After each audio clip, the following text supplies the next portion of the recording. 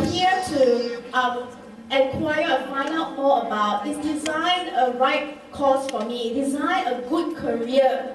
Because a lot of people say, studying design, I think cannot find job lah, cannot make money lah. It's very tough. What if I cannot draw? What if I'm not creative enough? Are these some of the questions that you have asked yourself? Yes? Okay, so today, this morning, we have invited 4 very special guests. They will come out and share with us later their experience in the design field. So, okay, my first question is, why did you choose to study design? Okay, maybe we'll start with Ling-Tat first. Why did you choose to study design? Actually, I started learning some arts. I start from quite young, it's like kindergarten time. So I quite belong in the art. It's quite how to say? It's like I think from there builds my interest on the art. That's why after graduate, I'm very sure this is what I want. Okay, so would you say that you follow your heart, design is what you want? I think most important is you need to follow your heart. Is it you really like it? If you like it, then you can take it. This is just very simple. Why I chose design, alright. When I was young, I don't know whether you guys have heard of Art Attack. Anyone of you heard of Art Attack? Okay, I was watching Art Attack and the next moment I'll be doing whatever he just did. So I knew what I wanted to do after that, because I was more into doing different stuff rather than sitting down and studying. I was more into arts. So yeah, and I knew what I wanted to do after Form 5. I like to do all kind of handcraft things since I'm young. And after I growing up, I tend to appreciate the thing that is pretty, and that's why I chosen design to be my career to do it, because I like to make things pretty, make things proper, and make things work to everyone. So that's why I chose design. Actually, when I'm Form 4 and Form 5, actually I am not studying art stream. Actually, I love design and I love drawing, design, and most of illustration things. But the time something happened to me, my friend, she passed away in an accident. And that time she reminds me that you live life only once, so better choose something that you like, so that you won't regret in the future. So that's why she reminds me to do something you like. That's why I choose to do design until now. So I feel so great because I did that decision that I still am not feeling regret for that decision. Why did you choose ALFA? Did you like a smaller college, or how does it help to make a decision?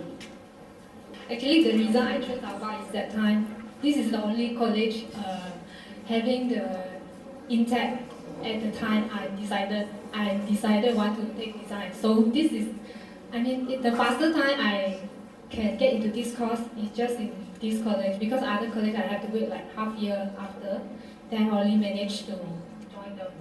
But after I joined it, I'm actually quite glad that I've chosen this college today, because it's not big. Okay, maybe you guys might thinking you want to have a bigger college, more students. But actually for design, students studying in a small group is actually even better, because design is more about your creative idea. Okay, the idea is actually very personal kind of thing. It's not like a theory that everyone should follow and everyone should learn together. Then it's a theory kind of thing. It's not. Design is very individual. Okay, so in this college, when you only have a small group of people, where you can actually approach your lecturer anytime you want. So actually, you can explore or develop your idea furthermore with the guidance of the lecturer. So for design, I think in a small group is actually very good, and it helps you to grow even better. I think that time the college are not that big, but all the teachers and lecturers are very close to us. Our relationship is very good. So I like the kind of environment whereby you learn a lot of things from lecturers. When you're very close to lecturers, we learn a lot of things from lecturers. if your lecturers are not that close with you, so you would ask him something or ask something also you cannot get them. So I think a small classes, well, I'm not sure how big is this class now, but I think the relationship actually is very important. When you'll be close, you can learn more things from them. The contact with your lecturers is really important, and the more contact you have, the more progress you get, and you can just go up to your lecturer and say, I have this problem, can you help me? They'll help you at that spot. And lecturers here are like your friends, they're not like lecturer. So they will advise you, they are like a family. For me, this is my second home. I can just say that. When I chose the college time, here to the try class. That's why I come here and have a try. This is what I want. So that time, because the class is small, so they create kind of a warm feel. So you're very close with the lecturers and all that. So you can imagine that one class is like 20 people, 20 students. So let's say lecturer only got 2 hours for this class. So you can how many times the lecturer can spend for each person. So let's say if your class only got like 10 persons, so automatically the lecturer can spend more times on you. So you will get more. You know what I mean? So it's a good it's a good way. Everyone is very close with the lecturers. Also it helps you to grow easier and better. Yeah. Okay, so what is the one lesson that your lecturers has taught you that really stick to you up to today and it really helped you? I remember Mr. Cole mentioned to me, designer is actually someone to do problem solving. Okay, actually your job is not, as a designer, you're not just doing something as you like. I like this design, that's why I come out with this design, then I'm going to sell to my client. It's not. Actually do your design, solve the client's problem. So actually during the process, you're learning design. At the start, you tend to come out something that you like. Okay, but actually in the reality, your job is actually produce something that will help your client to solve the problem.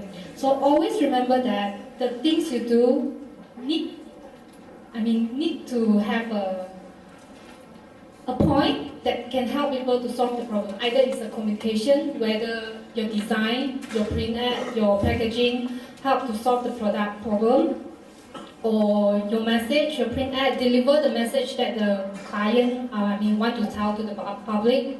Okay, so you are a problem solver. You solve everyone's problem through your design.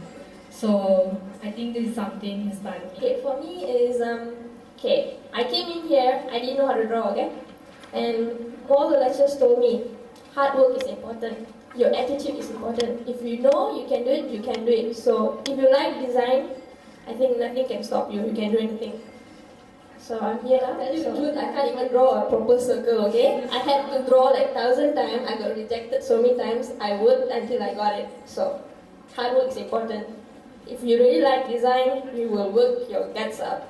So I think one of the lecturers called Mr. Cole, he one thought is design is no wrong and no correct. So meaning that the design is not just a one-way solution to solve the problem sometimes. They got a lot of ways to do it. So they kind of create a kind of attitude on you challenge the solutions. Because I'm working on the advertising, so sometimes my boss will give me say, okay, this is the solution I give you. So maybe you got the kind of the challenge feeling, the attitude to challenge his solutions. So maybe next day you can come up with better solutions.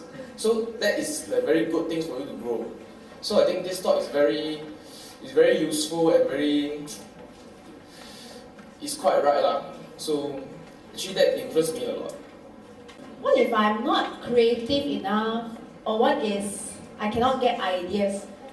How do I continue to be an effective designer?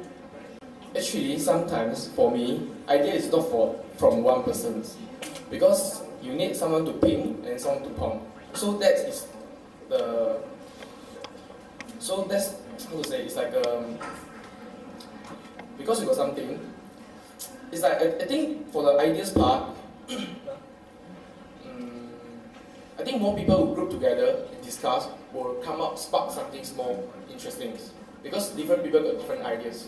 So cannot say you got no ideas, but normally like I'm working on the advertising. I got the writer, I got the partners together, so we think together. So we'll count something, then she will count something. So we will discuss and then we build another new things. You just need to be open, okay? Because sometimes the great idea just come from crazy or stupid ideas. You have to be open. You cannot restrict by mindset, say this thing is not going to work, but it might work if you do the other way. Okay, so never restrict yourself to any mindset or any restriction that you tend to see, but it's actually I think because I'm working with Asia, this company, the culture is a bit, I think it's a bit different from others. Okay, the things my boss like to say is nothing is impossible. Okay, to him, everything is possible. So he actually built this culture into our company that everything is possible, so never restrict yourself. So you just try to explore, do whatever you can, do whatever crazy thing you want to do. Then you get the things, maybe it can inspire everyone at the end of the day. So just be open.